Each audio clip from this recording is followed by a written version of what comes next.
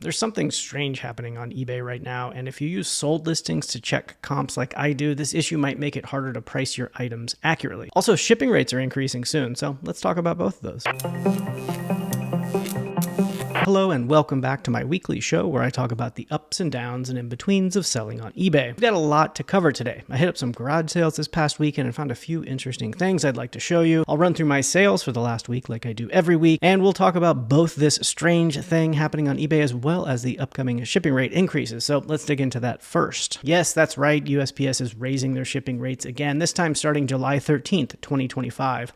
That's about 2 months from now, which gives you just enough time to not do anything about it until July 12th. Now, rate hikes are nothing new. The last increase hit July 2024. Before that, it was January 2024, July 2023, January 2023, and then July 2022. You notice a pattern there? So if you're surprised about this upcoming increase, you probably haven't been paying attention. But here's what's actually changing. For Ground Advantage, the average increase is going to be right around 7.1%. For retail, it's going to be an average increase of 9.8%, which is a ton. And then for commercial, it's 4.7%. So the difference there, if you ship through eBay or through Pirate Ship or Shippo or any of the other shipping providers like that, those are commercial rates, and retail is when you go into the post office directly. So if you don't go to the post office directly to buy your labels, even before this rate increase, it's extremely expensive to buy your labels directly at the post office. You always want to buy it through eBay or through a third-party shipping provider like Shippo or Pirate Ship. It's just going to be way cheaper, and the increases are going to be less significant for those commercial rates as well. So for us eBay sellers, assuming we don't buy directly through the post office, the average rate increase will be right around 4.7%. Now for priority mail, the average increase will be 6.3%, retail that's 7.3%, and commercial that's 5.1%.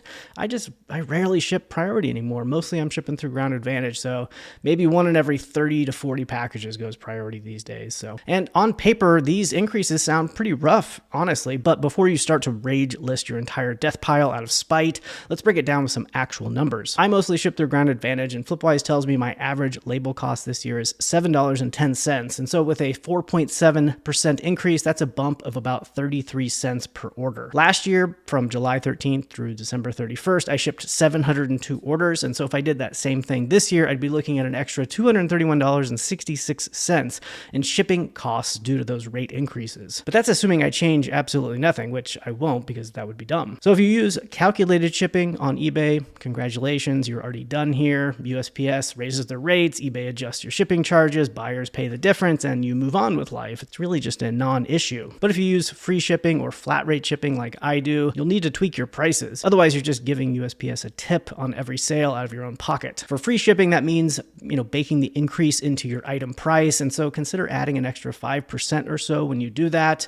And for flat rate, it'll mean updating your shipping policies. And I've got a bunch of different flat rate tiers tied to my business policies, and I'll be bumping each of those slightly starting July 13th to account for that higher postage increase. And so this isn't a crisis, it's more what I would call a margin adjustment. It's important to remember here, you can't control the post office, but you can control how you price your items and how you structure your shipping and how closely you track your costs. So that's what actually matters here. Rate increases feel annoying sort of in the abstract, but once you run the numbers, the real world impact is usually pretty minor unless you ignore it. So don't freak out, don't complain, just adjust and keep moving. All right, let's shift gears. Something weird is going on with eBay sold comps, and I want to talk to you about it. It might be screwing up how you do your pricing on eBay. So you probably notice when an item sells on best offer, eBay normally shows a little strike through on the original price in the sold listings. That's a visual cue that tells you, hey, this sold for less than the list price, which is helpful when you're checking comps to figure out how to price your own listings. By the way, if you actually want to know what the item sold for, all you have to do is copy the listing title and paste it into product research, and it'll show you the actual number that it sold for instead of the full list price with the strike through.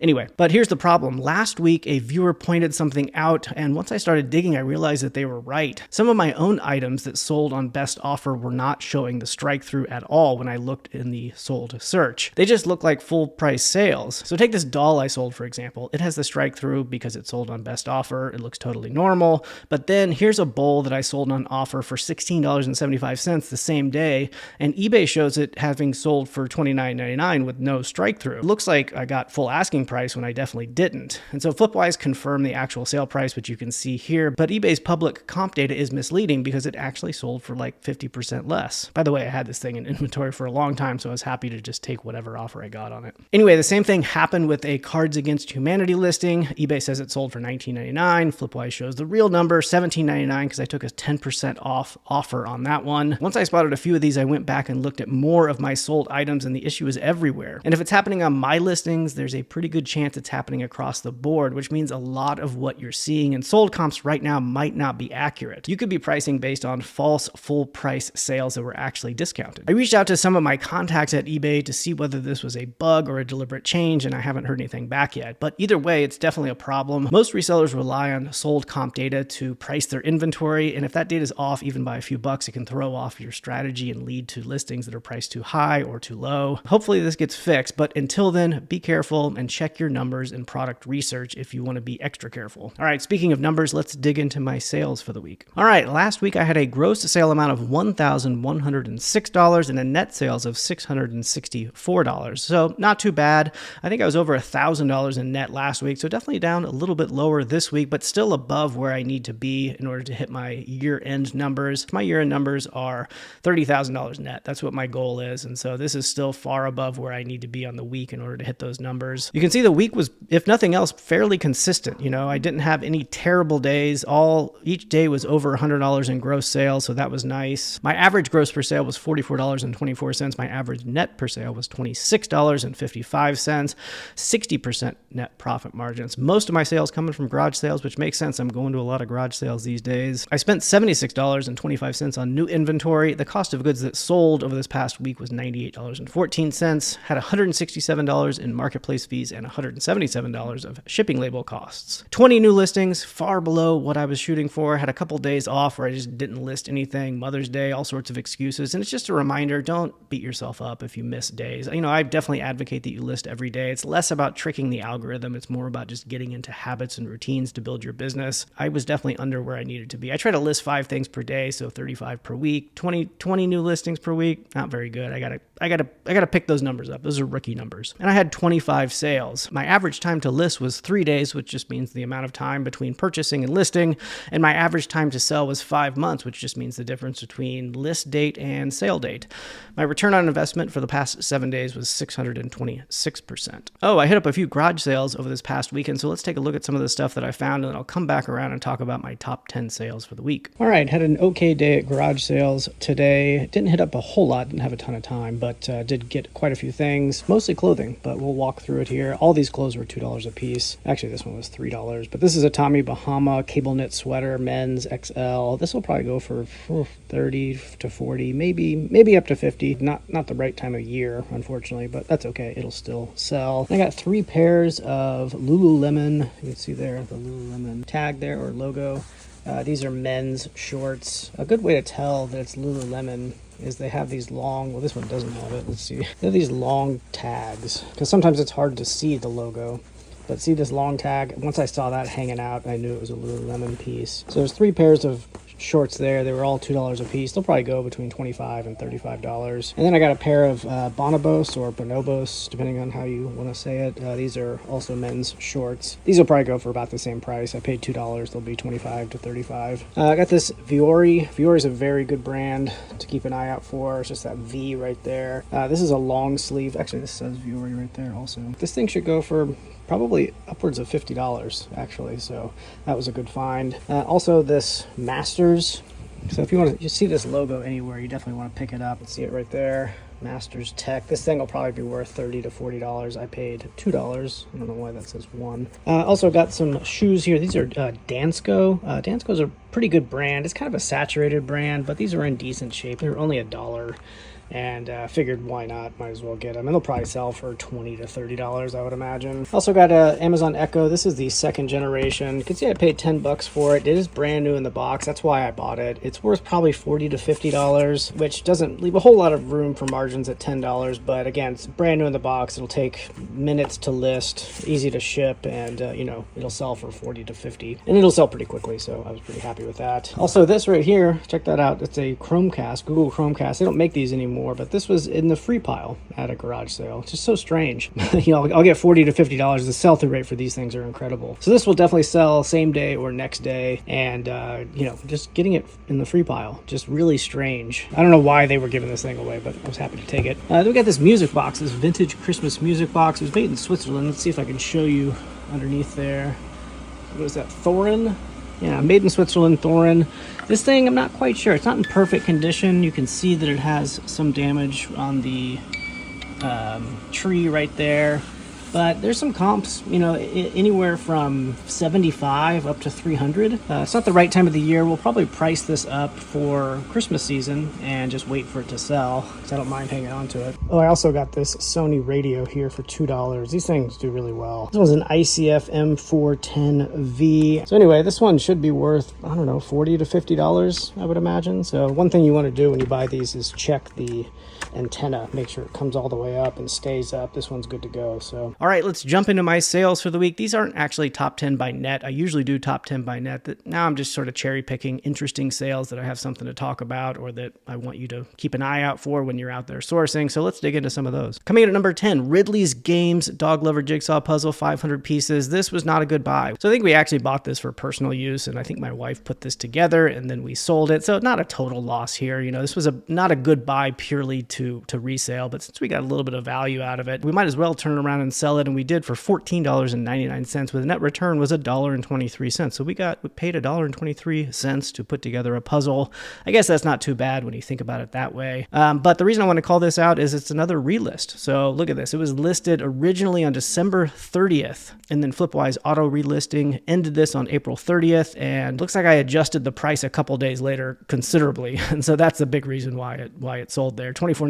I dropped it to $14.99. Let's just get this thing out the door. But just a good example of something to get in there. You want to be ending and relisting your inventory pretty regularly. You want to be adjusting your prices because prices change, the market changes, and this is the case where I just overpriced something. It had been listed for a long time.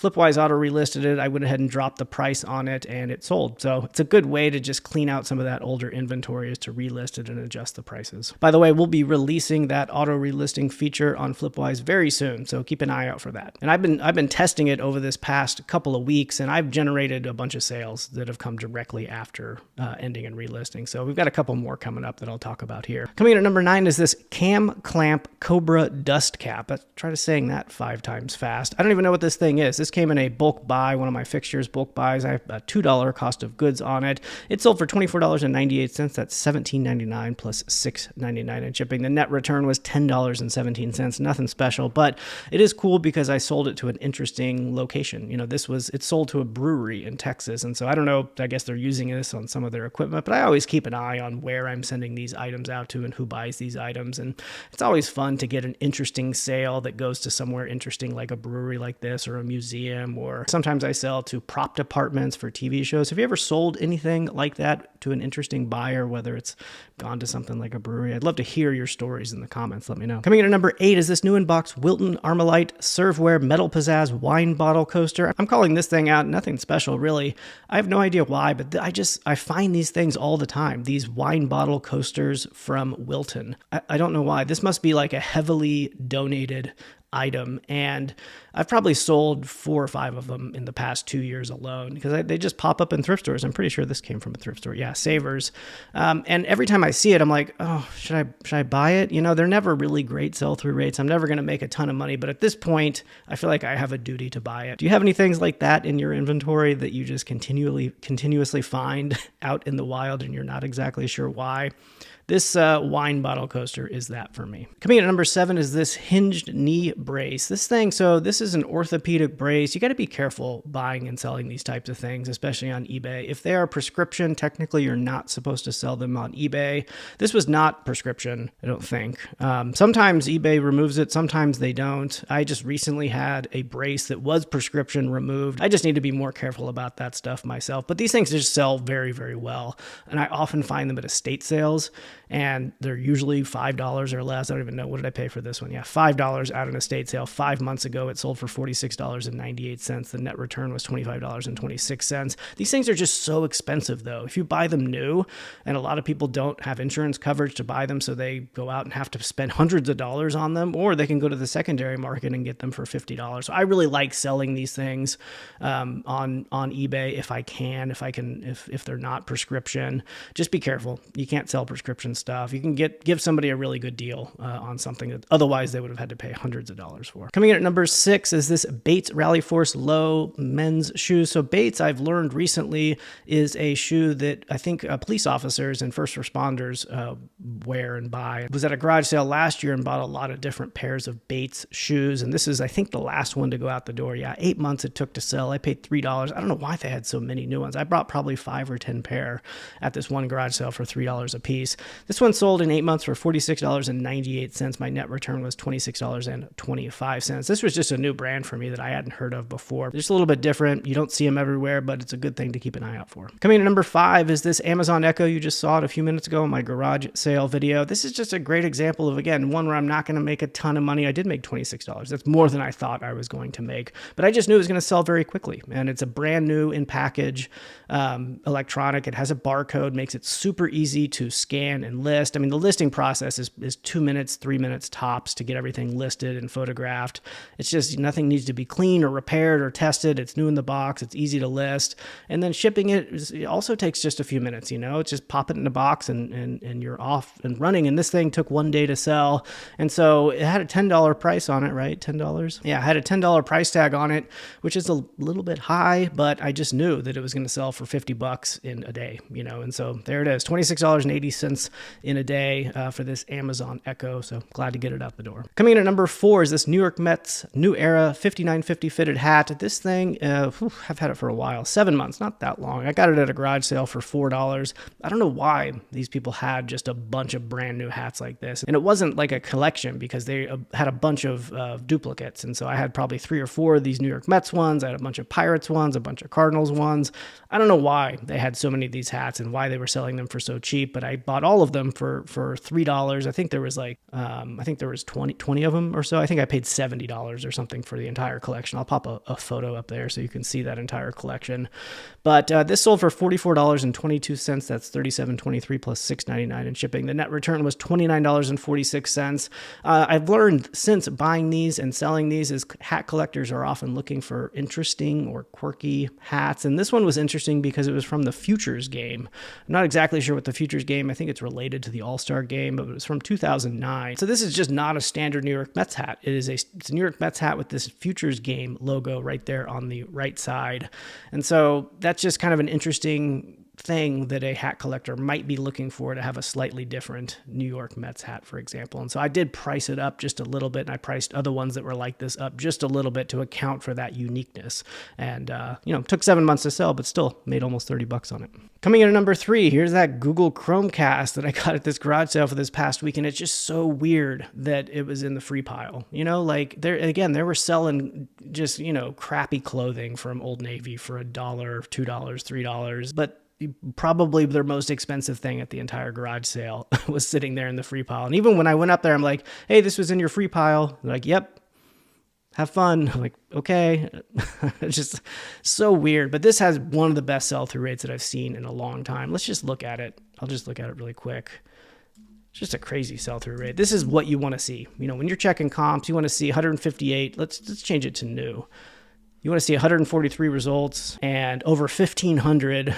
Let's just see here, change it to new only. Over 1,000 results and only 143 listed. So you just know it's going to sell basically in the same day. And how long did it take for me to sell? 2 hours, 2 hours to sell this thing. I made $42.28 from the free pile at a garage sale. It's really interesting going to garage sales. Most people don't understand what has value. And that's where you as a reseller come in. And that's how you can really stand out and make a difference in your own business, is by having a wide range of knowledge of what has value. And this is just a great example where they thought it was so they thought it was, they didn't think it has any value. They put it in their free pile. They were still charging for other things. They just, I don't know Why would they think it doesn't have any value? I don't know, but I'm happy to get this one off their hands and out the door in 2 hours for $42.28. Very weird. All right, what's next? This is coming in at number 2. This is the Roll Italian Bath Rough-In Valves. This came from my big bulk buy of all my fixtures here. I've got $7 on it. Sold for $76.98. That's $69.99 plus $6.99 in shipping. What, I'm not a plumber. I don't know about home improvement stuff all that much. I just sort of laughed at this sort of Italian bath valves. I was just thinking like this is a hidden component. This is like in the wall or in a this is not visible anywhere. And I could imagine putting a bathroom together and getting like Italian marble or something, but to get Italian bath valves, I don't know, maybe it's just a style of bath valve. I don't know. I'm not a plumber, but I just thought it was kind of funny that people want to buy Italian bath valves. Of course, happy to sell it to them. I got a net return of $50.32. Let's see how that bulk buy is doing here. Looks like I've got a total of 158 things listed, 243 total units. That just means I have 158 listings. Some of those are multi-quantity, so there's 243 units. Looks like I have a gross income so far of $4,600 and a net income of just over $2,000. So I'm already already making money on this, good money on this. So really happy with this buy. I still have 97 items listed. I've sold 55 of what is listed so far, and I've still got a bunch that I need to list, and that pile's getting slightly smaller. So I would expect in the next 2 or 3 weeks I will be done listing all of this stuff, and I would imagine there will be probably 250 total listings coming out of this thing. But I'm going to expect to make at least $8,000 to $10,000 in net income after all this is said and done, and it'll probably take a year for everything to sell. But this is a very good bulk buy. When I talk about bulk buys, I get a lot of questions about where I get them. Never buy them online. You just you want to be able to inspect these pallets or these bulk buys before you give anyone any money. And so I'm not saying that every single pallet purchase or bulk buy purchase you do online is a scam, but many of them are, and it's really hard to tell the difference. So you need to find someone locally who can do that. And that's how I get these, or that's how I got this one in particular. This is just somebody I met on Facebook Marketplace, 5 or 6 years ago, buying stuff and telling them that I was a reseller and seeing that they were a reseller, and they're being like, hey, do you want to buy more stuff? And I'm like, sure. And I became known to this person that I would pay cash quickly. And when they wanted cash quickly, they would come to me. And this is one of those pallets that they came to me with. So make connections. That's the best way to get good deals like this. All right, coming in at number 1 is this Schlage Mortise. I don't even know what that word is, but this is a office lock lever. You guys remember me talking about this a few weeks ago. I got 2 of these at a garage sale. And if you remember what I said, I think I said something like, I don't think that these have a very good sell-through rate. I don't know how long they're going to take to sell. Yeah, sell-through rate is not super great, but I figured at $5 each at $200 would definitely be worth the gamble. This one took 14 days. I was very surprised to see this thing sell. I was just expecting it to take much longer to sell, but very happy to get it out the door.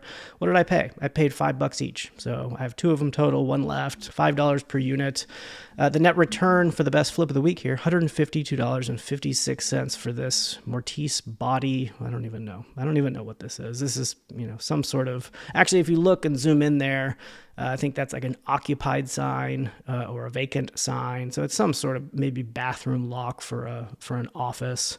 What is Mortise? I'm interested. I'm going to look that up. How do you say it? Mortise. Mortise. I'm saying that wrong. So it's you pronounce it mortise. It says here it's a hole or recess cut into a part, which is designed to receive a corresponding projection on another part. So as to join or lock the parts together. So it must be, I don't know, some sort of mechanism. You see there, it's a woodworking mechanism. I don't know, whatever.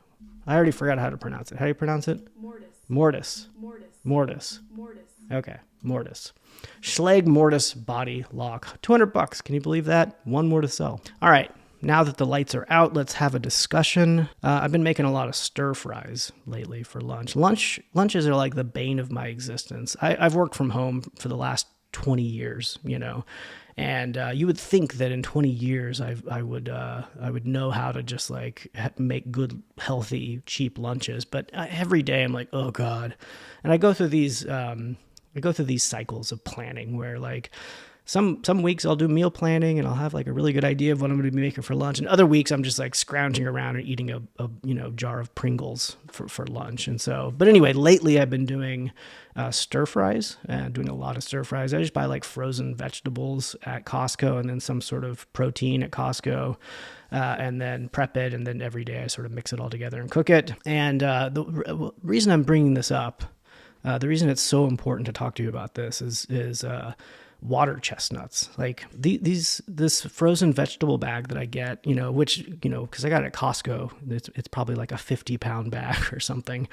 But the amount of water chestnuts in this thing is just incredible. And is there any human being on planet Earth that actually likes water chestnuts?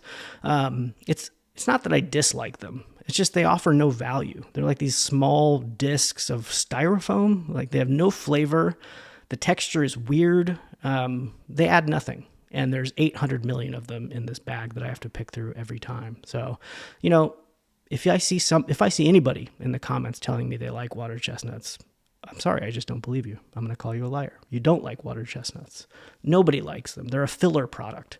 They probably are fractions of a penny, and they throw, per pound, and they throw them in stir fry bags to fill space. It's like the packing peanut of the stir fry world. Anyway, that's my rant. We'll see you next week.